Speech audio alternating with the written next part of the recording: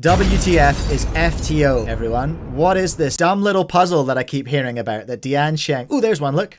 There's another one. FTO in the wild. This is the one in the thumbnail, I think. Is it? Nice. Yeah.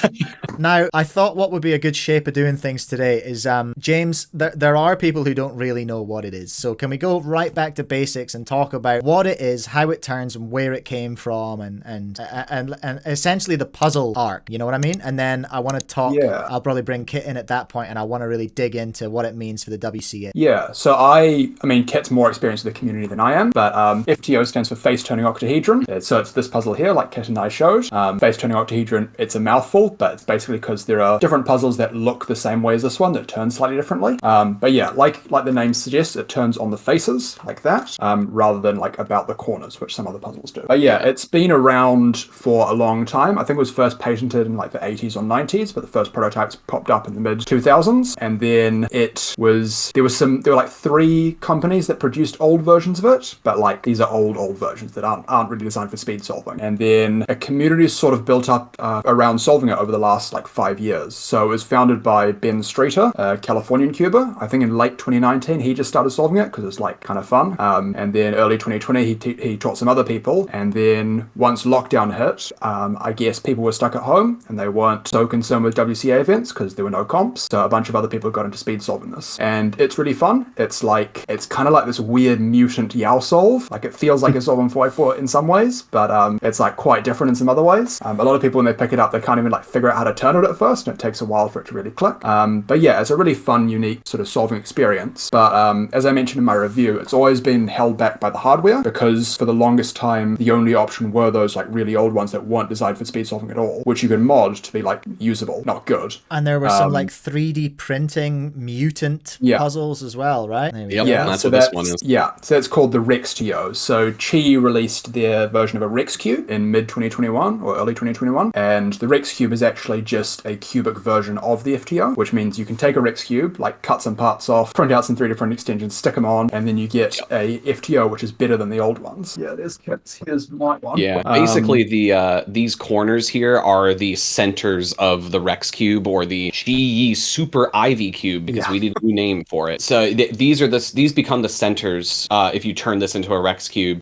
Edges stay edges, but they rotate. So like because if you imagine this is a center, this is a center, the stickers are actually like here and here. Okay. So it's an edge, but it's like the other way. And then triangles are still the triangles. Yeah, it's hard to visualize. But it's like if you imagine basically taking all of the corners, there's 6 of them. Those become the faces. And then if you imagine taking like the faces, those become the corners. And there's 8 faces. So you get a cube-like puzzle. Ooh, so you're 3D printing the entire outside of it, right? I can't remember what an Ivy cube looks like. It's a Super Ivy cube. You can even see like we reuse the same internals here. Conveniently, the triangles of the Super Ivy cube, they had 2 parts that screw on. So you just have the white part is my 3D printed part, and the black part was from the Super Ivy cube. Right. Okay. Yeah, I felt that was like a weird stroke of luck. The fact that it was like this mechanism that was just designed that you could take the outside caps off for the most part. Really weird. Cool. Yeah, it was. It almost seemed like Qi was going to release an FTO. Like it was like, oh, they had this planned. And yet, because when we saw this, we like a bunch of people from our community were like messaging them or like trying to reach out on social media to be like, hey, are you planning on making an FTO? We see that you have like the literal core of one, and then they send back a message saying it would be impossible. So I think it must, as James said, been a pure stroke of luck that they made it this way. That were just the pieces literally just are completely separable by screws, with the exception of the edges. The edges you had to glue on and saw the edges in half and like glue them on to the new ones. But which sounds crazy, but without getting too into the details, it's actually not as hard as it sounds like it would be. There's a lot of wiggle room on sawing it. Yeah. Right. But the important thing is just like even with that was still a lot of work, and it was pretty expensive as well. Like it was like upwards of $50 right, for most people getting their hands on them, which about that, as far as speedcubes are concerned, is pretty rough. And also they weren't that good still. Like they were okay, but like they weren't like modern speedcube level tech. So it was $50 for an unusable speedcube, essentially, is what you're. It was usable, but like it was usable. It was like from like the Rubik's Revenge to like the first Moyu like Aosu 4x4, whatever that Weisu, whatever that was in like 2014, the first one that came out. So it's like you went from like the dark ages of cubing to like beginning of speed cubes. Okay. Yeah. So taking us up to today then, the Diansheng. We're all big fans of the Diansheng. Can we say that? I would say so. It's a big step up. I think that there's a lot of room for improvement. Both our reviews that we put on YouTube, we both talked about the popping problem with these. Yes, I saw that. Yeah, and it's really just that. And it's really, to me, just really a fatal design problem that they made, where the layer itself doesn't interlock with the middle layer as you turn it. Okay. Oh, that is a problem. So it undoes itself. Yeah, basically, the only thing holding the layer in is the edge. So the only thing, I'll try to demonstrate this here as I'm speaking, but basically the only thing that's holding it in is the torpedo of the edge. So as soon as an edge pops, nothing is holding that layer in. Okay. So other than that, it feels great until that happens. But it's so rare, especially if you keep your tensions tight. It's so rare that I'm not too concerned about it, but it is like, come on, like this. I feel like this, you could have seen this one coming. So it can't be changed by tightening, or does tightening make it just unpleasant to solve on? The stock tensions I felt were a bit unpleasant. You really have to like barely loosen the thing to get it to be just kind of nice, and it's a really fine line that you walk where between like, you know, usable, loose and nice, but then pops all the time, and then just really rough, kind of too tight, in my opinion. It's surprising how like small the range of tensions is. Like I think from out of the box, I loosened mine like an 1/8 of a turn or something, and it's like out of the box pretty much doesn't pop, but the corner cutting is like rough. I didn't think it was super good. And then loosen it by an 1/8 of a turn, and suddenly the corner cutting is decent, but it pops. So it's like a really small range in there. Right. But for me, like the popping thing is, I mean, it's not ideal, but like the fact that this is cheap and it's decent and it's like mass produced, widely available, this is such a big step up anyway. Like the popping doesn't matter that much for me, because it's like now everyone can get their hands on an FTO if they want one, and it's pretty decent. Yeah, right. It's like the hardware is like up and running now in a mainstream kind of way, which is pretty cool. Absolutely. I mean, I'll criticize things all day because that's kind of my nature. I'm critical of things, but that being said, like I don't use my Rex anymore, even though I would say that it has less catastrophic popping, but it is much nicer to turn. Just honestly, like 3D printed plastic is infuriating. It absorbs lube like crazy, so I feel like it's basically porous, isn't it? Yeah, it's like 10 solves later, I feel like I need more lube now. So it's kind of nice to actually have a puzzle that isn't, you know, just an absolute like lube destroyer. Also, to demonstrate here what I was kind of talking about, the basically it's like if you look at like a layer here, you can kind of see like the internal pieces are like sloped this way. Right. So when you put this layer into the puzzle, it's like all the pieces, if like one edge pops out, none of these interlocking parts here are actually holding it in. Okay. So it's like who's got that really famous 6x6 where it just turns into a liquid? Kevin Hayes. So you're looking at a situation like that where one piece comes out and you're done. Okay. Yeah, cool. If this thing pops, the solve is over, like completely over. But so I don't know. I've broken tons of PBs with it. Well, that's great. That's great. We'll take that. We'll take that indeed. There's one very, very important question for you both before we move on to talk about the WCA. At what point are you going to learn the new color scheme, or are you not? Nope.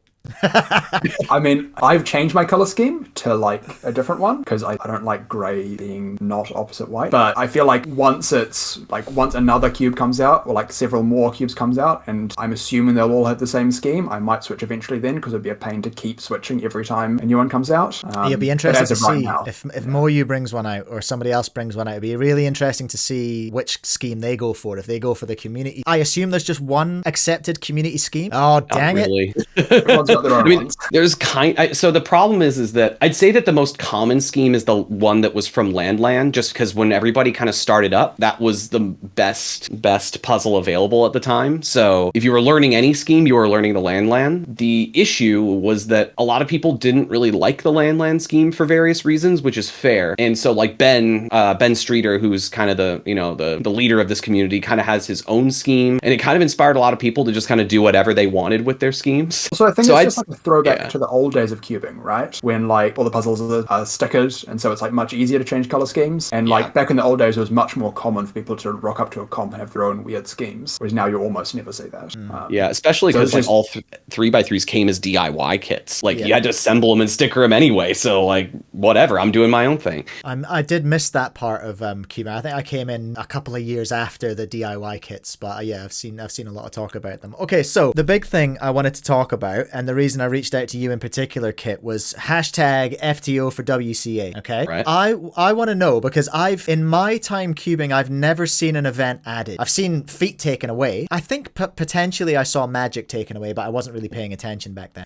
No, was that a long time ago? It was before Scube got added. Oh gosh, okay, well there we are. Yeah. In that case, then I've never seen one. I've never seen that one, but I've seen feet go. I've never seen one added. I see a lot of people talking. Oh, is it gonna be a WCA event? It's gonna happen. It's gonna get added. What does that actually mean for the WCA? What has to happen? What's the process basically for adding an event? Right? I assume you've been around for an edition. I have. The WCA in 2014 though is very different from the WCA in 2024. The 2014 WCA was before we were, incorporated as a nonprofit. It really was kind of this transition time where, early days of WCA was just, a bunch of friends getting together to solve puzzles. The WCA wasn't ever, I think, first incorporated as a nonprofit in the US in 2015 or 16, I think. Wow, okay. I can't remember the exact year, but it was like late 2010s. And so for over a decade, the WCA just operated as a website and, had its power from pure community trust. There was no true, bank account for the WCA or anything. It was just some people running a website and holding all the records. So getting Scube added in 2014 was a lot simpler than I feel like it is today, because really it was just a matter of, the WRC changing the regulations to add an event. There weren't as many committees and teams at the time either, so there wasn't really a lot of bureaucracy or just centralized delegation of powers. The board held a ton of power. They were the ones doing competition announcements at the time, basically the board approved every single competition that would happen rather than the competition announcement team. And so a lot of these responsibilities that have now been delegated to teams were the board's power, but the regulations committee was one of the long-standing committees that existed. So adding the event was just the regulations committee and the board talking to each other. Okay, so because I guess now that WCA is incorporated, the board's job is governance rather than operations. Just like any other organization. So exactly. They're not doing the nuts and bolts stuff like that. So what I'm hearing then is we don't really have a precedent and potentially not even a process. Wow.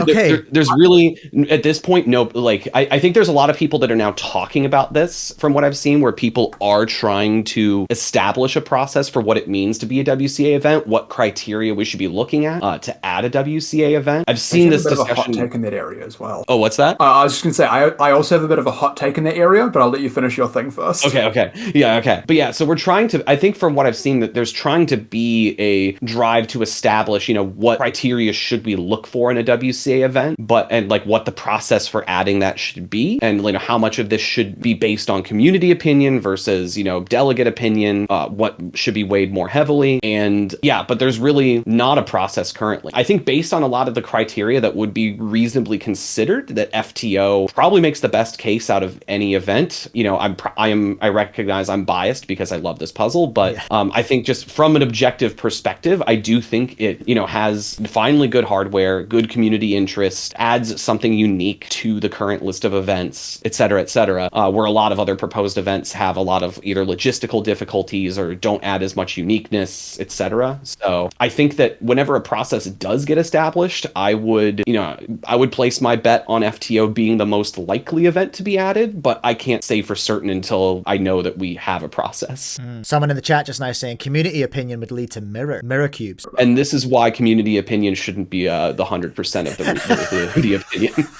Running that by applies, right? James, you had a thought. Yeah, well, I'll just add quickly. I mean, I think FTO's kind of following the same arc Scube did back in 2014, because Scube was like, it was an unofficial event and people were speed solving it and like running it at competitions and stuff, and then it just became more and more popular, and then eventually they reached out to the WCA. And that's kind of what's happening with FTO. Like, it's an unofficial event, people are like developing methods and speed solving it, holding it unofficially at competitions, and hopefully we see more and more of that until it gets popular enough that there's like a legitimate case. I think right now it's not really popular enough, in my opinion. Like, the FTO server's still only like 500-600 people, so I'd like to see, a lot more, but it's growing. But what I was saying about my hot take is I think a lot of people, they get hung up on sort of what Kit was talking about, like having a process. And people have been talking about this for like years, about like, we need like an established process for like, these are the steps you go through to make something an event. And maybe that'll take the form of like ephemeral events that we like try out for a while and they get phased out. Or maybe it'll be like tiered events, where it's like we have these tier 2 events that like might rise up the rankings. But people have been talking about this for a long time, and from what I've seen, there hasn't been a lot of progress made. And I think it's almost become more of like a barrier to entry, because it's like, if you frame the discussion like, we need to have this process so that any event can be added, then like, you need to work on that first. Whereas in my opinion, it's like, I don't see many realistic, like solid event proposals. I think since Scube, FTO is really the only one that has, something genuinely new to offer and community interest, and isn't like problematic to run the way like Teamblind is, for example. Mirror blocks. Or mirror blocks, yeah. What's the issue with why are you hating on mirror blocks so hard? What's the issue? So it's basically this, how mirror blocks is like the core's shifted inside, basically, right? Like the different layers become different sizes. The less that's shifted, the easier it is to turn. And so true. Theoretically, the best mirror blocks, or like the easiest mirror blocks to solve, would be one where its alignment is like tiny, to the fact that it's like really hard to regulate hardware. Of course. So yeah. Had not considered. Yeah, additionally, also, it just doesn't offer much new as well. Yeah. Additionally, you could easily manufacture mirror blocks that have two like opposing sides that are the exact same length, and that would be the equivalent of like someone bringing up a 3x3 that has two identical blue sides, which you could easily tell that is not going to be legal, because you can't have two sides with the same or even like very similar sticker colors by the regulations, and because like all sides need to be like easily identifiable. So if you allow that, basically for mirror blocks now, though, that would basically require delegates now to have like calipers, basically, to make sure that like get the verniers out. Yeah, like it's just, to me, that is almost a non-starter of just how do you regulate what is a valid puzzle in mirror block. And on top of it, there's also going to be huge issues with that puzzle with ensuring scramble accuracy, because how do you make a good scramble image for mirror blocks, especially if there becomes non-standard ones with lengths of different sizes on each side? It's a whole thing. Yes, yeah. I do see that. We manage it with square one, but I suppose it's not shape shifting in the same way that a mirror block. You mentioned something. Yeah. You mentioned something interesting with regards to a potential process. Like, you have to define what a twisty puzzle is, I guess, before you can add it to the regs. Essentially, you have to define a puzzle. Is there an issue there, or is there a potential problem for an existing event there? I'm talking about a clock, basically, right? Because it's an outlier, and it's the only one that doesn't have more than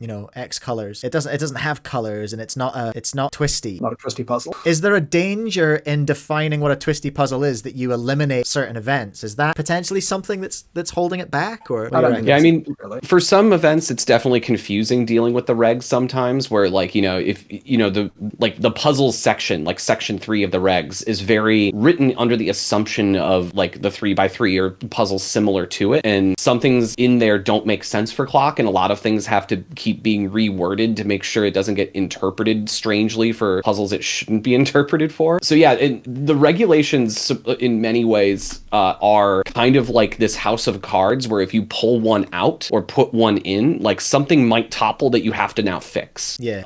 So there is some worry about that, because he kind of rewrote the regs a while back. A little. I didn't say I rewrote it, but I was. No, but that was the narrative in the community. It's like, when's Kit gonna release the regs? Oh, was it? Okay. That was. I won't get into that. That was a lot of internal drama, but I bet it was. That sounds like a lot. Yeah, it's why I stopped being the leader of the WRC. Yeah, basically, there's a lot of intricacy to the regs where it's not that it can't be fixed, but when you do add a new puzzle or you add a new event, sometimes there are things where if you're like, oh, well, we just need to rewrite this, and it's like, oh, well, if we rewrite that, this event kind of depends on that being written in that way. So now we have to consider how this is written, and yeah, it can be kind of a mess. Okay. Yeah, I don't think any of that though is like a legitimate barrier to adding something like FTO. Agreed. Because FTO is a very like safe, unproblematic problematic event to add. There are events like Team Blind, like Relays or something, or Mirror Blocks, whatever, where it's like, it's weird and different, and you would need to have like a bunch of work. FTO is just like Megamix or whatever. It's really another very simple, very similar twisty puzzle in a lot of ways, and you'd be treating it the exact same way as far as basically all the regs are concerned. It almost seems like, now I don't want to, I'm not a delegate. I'm not involved in the WCA at all. I just take shots at it from the outside. That's my role in the WCA. But it almost seems like you have a perfect test case for creating this new process, right? In FTO, arguably. To some extent. Like, it's almost an opportunity to answer some of those questions, right? If anyone in the WCA has the appetite to take that on, because I know there's a lot of other stuff going on in there. It's a growing organization that is dealing with a lot of other things as well. You know, I've previously looked through the plans on stream and stuff like that too, and had some reckons about it. So it depends. I suppose it takes someone to lead it, right? Yeah, I don't want to say it was too much, but I do know that there are people working on this. Not necessarily FTO, but generally within the WCA on making this process. Great. Well, that's great news, because here's the final question, because we're nearly at 2 hours today already, and I need to go and live my life, and so do you. But where is it right now? Like, where is FTO in this process that doesn't exist of being added? And like, when do you reckon, like, because you're both invested, you love the event, and you're both WCA, when does FTO become official? You have any thoughts? I would say not before the start of 2026, just because these things happen like next calendar year at minimum, and it's nowhere near popular enough yet. I think once the Dainxing's publicly released, and that causes a huge spike of popularity, and I think Daeon's planning their own ones, hopefully that gets released and there's another big spike. But I think maybe in like 6 months to a year, the community interest is to the level where it's like, it's a serious proposal, and then in 2026 it gets added. I would say personally, I'm a bit of a cynic, so I'd say there's a less than 50% chance of happening that soon.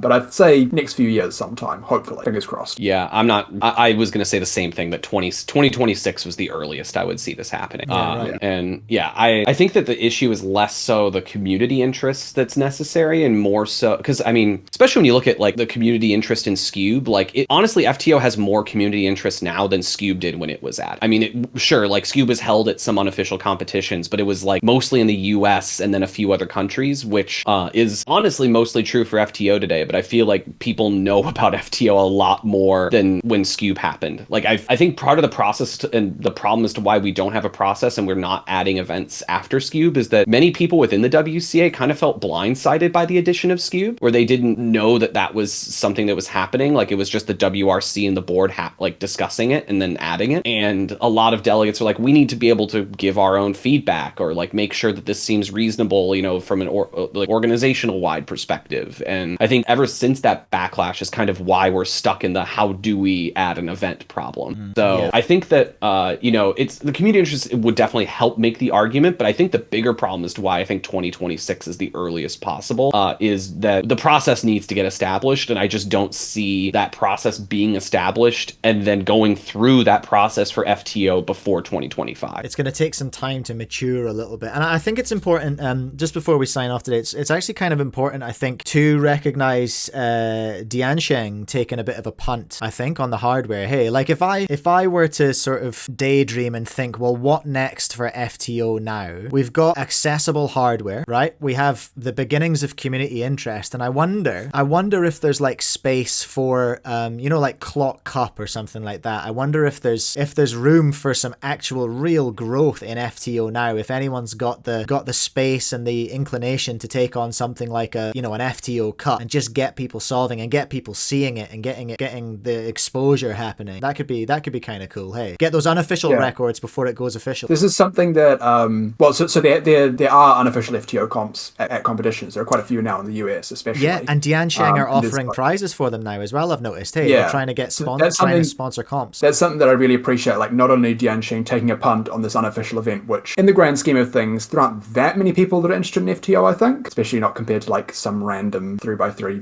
variant that they're probably selling like thousands of units of in China or whatever. Yeah, I really appreciate that not only has Diansheng produced this, but like they're actively pushing for the popularity. So they're offering to sponsor comps. They've just announced like a video contest thing. Yeah. So like make a video that has over 10k views and you like go in the prize pool for this to win some prizes. Yeah. And over 50k, and there's like even bigger prizes, like $600 cash prize for the first. Yeah, it's I've got to solve some FTO. I mean, let's stay cynical, James. Let's stay cynical, right? They've got to shift some units, so it's in their interest to do that.